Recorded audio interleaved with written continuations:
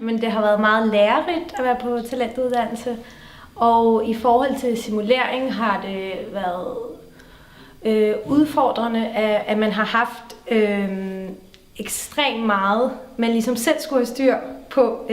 Et helt hotel skulle man nærmest tage beslutninger for, og det gør man jo ikke til hverdag, så det har man lært ekstremt meget af. Med talentuddannelsen har man bare blevet åbnet op for at se, hvordan hele virksomheden eller hele hotellet det faktisk fungerer.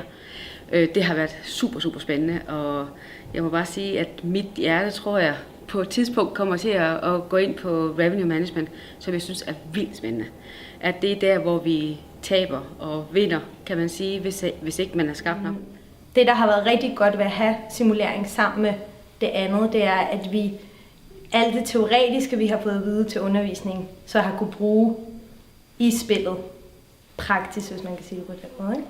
Simulering, det var nok en øjenåbner for, at et hotel, det er altså ikke bare ens egen afdeling, og det man er rigtig god til selv, men at vi er en stor del af det hele. Så du bliver nødt til, hvis du driver et hotel, så skal du tænke alle faciliteter. Det har kun været godt, at vi ligesom har haft de her praktiske værktøjer at arbejde med, og alt det, altså nogle gange kan det godt blive lidt for teoretisk at gå i skole, hvor man bare får at vide sådan og sådan er det. At man så har kunne bruge dem i praksis, selvfølgelig i simulering, men som stadig har forløbet over et helt år, og rimelig realistisk faktisk.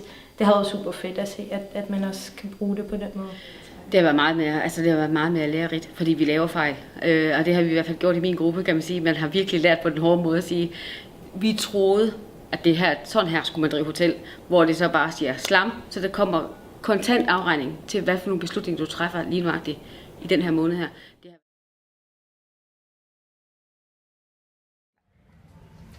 Jeg har besluttet mig for at bruge mit legat på Cornell Universitet over i USA.